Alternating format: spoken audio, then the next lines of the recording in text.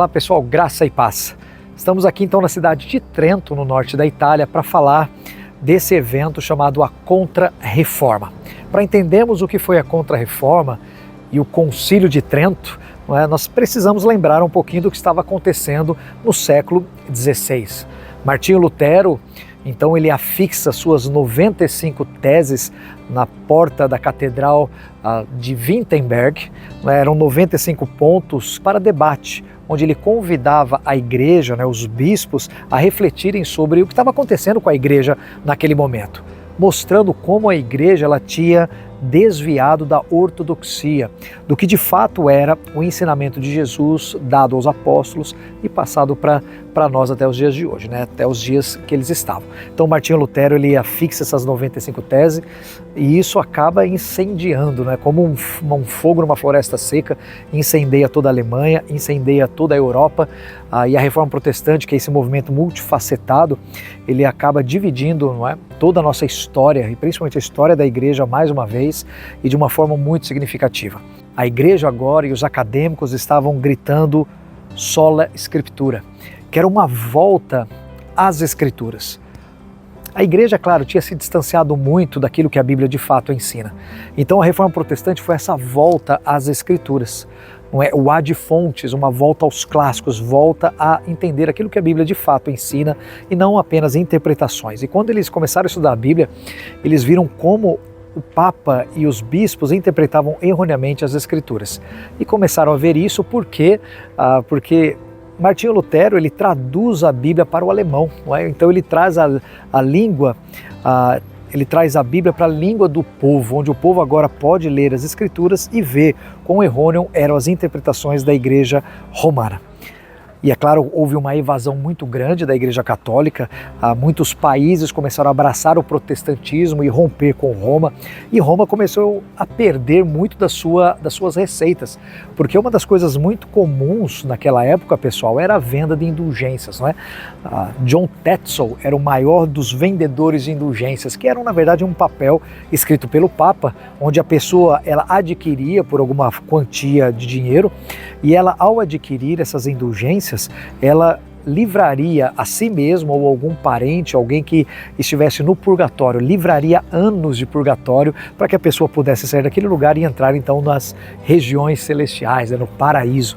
E essas indulgências eram vendidas, E aí era a receita que entrava para a igreja, tanto que a Basílica de São Pedro ela foi construída com valores, com receitas dessas indulgências. E John Tetzel, ele era o maior desses vendedores. E uma frase que ficou célebre na história de John Tetzel é que ele diz o seguinte: toda vez que uma moeda no fundo do cofre cai, uma alma do purgatório sai. Mais ou menos assim essa tradução, Então, quando você coloca um dinheiro no cofre e ali dá o barulhinho no fundo do cofre, é a mesma coisa que uma alma saindo do purgatório. É claro que Martinho Lutero viu que isso não tinha o mínimo suporte bíblico, e ele entendia que a justificação é pela fé somente, em Cristo somente. É claro que os bispos e os padres católicos iriam afirmar que somente o Papa poderia interpretar corretamente as Escrituras. Isso causou um desconforto muito grande. Quando Martinho Lutero então traduz a Bíblia para o alemão, ele abre essa porta para que o povo entenda a verdade do Evangelho. E a igreja, então, católica começa a perder muita gente, perder muitos países que não estavam mais debaixo da autoridade papal. Então, uma contra-reforma é levantada. Eles vão se reunir para discutir sobre o que fazer com esse movimento protestante que começou ali na Alemanha, está se expandindo, passa pela Suíça e atinge vários outros países ali na Europa. O que fazer com a reforma protestante? Então eles se reuniram e nós tínhamos então dois grupos ali de padres, os progressistas e os conservadores. Os progressistas, sim, eles consideravam pensar sobre a reforma, o que poderia ser feito.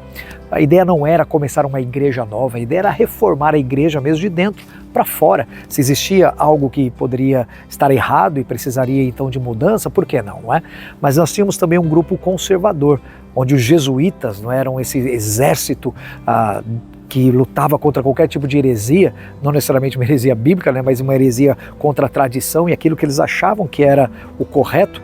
Eles venceram, a maioria era conservadora e eles então se reuniram para conversar sobre o que fazer com a Reforma Protestante e fizeram então o chamado Concílio de Trento, que aconteceu de 1545 a 1563, praticamente 18 anos de concílio. E podemos dizer que foram 3 grandes etapas, não é?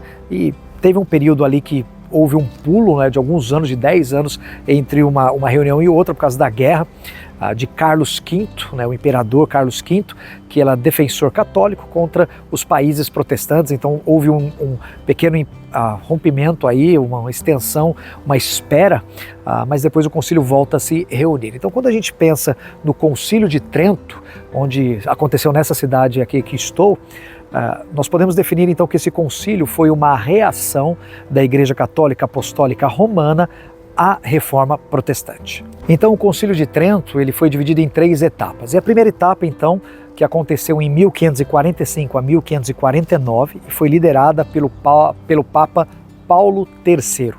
E o Papa Paulo III, a grande questão desse período, desse primeiro período do Concílio de Trento, era entender a base, né? Porque se a Reforma Protestante fala de uma volta às Escrituras para mostrar o quanto a Igreja Católica estava errando nas suas interpretações, essa primeira etapa, então, do concílio vai trazer qual é a versão autorizada, qual a única versão que deveria ser usada, a única versão da Bíblia que deveria ser usada.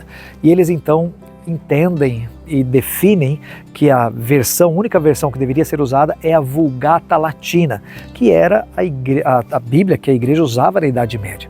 Quando falamos aí de Vulgata Latina, só para você lembrar, é a tradução de Jerônimo, do século V, não é? Onde ele, do texto original hebraico e do grego, ele então traduz para o latim. Então é a Vulgata Latina, essa Bíblia em latim, que a igreja usava durante toda a Idade Média, e que o povo não entendia latim, era a língua da igreja, né, a língua do clero. Então as missas eram em latim, a leitura era em latim, não é à toa que o povo não entendia nada das escrituras, nem sabia a verdade sobre Deus. O que eles sabiam era que o padre ensinava, e sem contar que muitos dos padres eram também iletrados e mal latim saberiam, né? Então nós temos toda essa confusão. Então a primeira parte desse concílio, eles falam assim, olha, vamos voltar, quer voltar à escritura? Vamos ver então, primeiro, qual é a versão autorizada? É a Vulgata Latina. O povo ia continuar sem entender as escrituras, dependendo do clero e da sua interpretação para entender o latim. A segunda etapa desse Concílio de Trento, né, acontece em 1552, 1553, sobre o Papa Júlio III. Júlio III, ele vai agora um pouquinho mais a fundo e caracteriza a Igreja Católica Romana como romanismo, como o papismo que a gente tem hoje, né? Porque ele vai falar da importância dos sacramentos, da importância da Eucaristia e das indulgências. Então, logicamente falando de sacramentos, né, que é esse sinal, esse selo da graça de Deus, eles vão definir como 7 sacramentos, né? 7 sacramentos no qual o comungante, ao participar ex opere operato, ele então recebe graça da parte de Deus. Os protestantes vão dizer que só são 2 sacramentos ou 2 ordenanças, o batismo e a ceia, e que a graça que ela nos derrama é mais uma graça que fortalece a nossa fé e não salvadora ou redentiva, não é? E eles então fixam 7 sacramentos, eles falam da importância da Eucaristia, mas trazendo ainda a transubstanciação, que difere, não é? Daquilo que a Bíblia diz, do que nós entendemos, do que é a ceia do Senhor. E de novo eles vão bater na questão das indulgências, que sim, é um mérito, né? Os tesouros aí guardados, o mérito que está à disposição, graça que está à disposição a todo aquele que vem procurar essa graça. Então nós temos com Júlio III, de novo, uma solidificação dessa base no qual a Reforma Protestante bateu contra. E aí nós temos aí um intervalo de 10 anos por causa das guerras, e a terceira etapa do Concílio de Trento acontece em 1562, 63, sobre o Papa Pio IV. E aqui de novo nós vamos ter uma volta ao catolicismo romano, né? Aquela base concreta, dura e herética do papismo.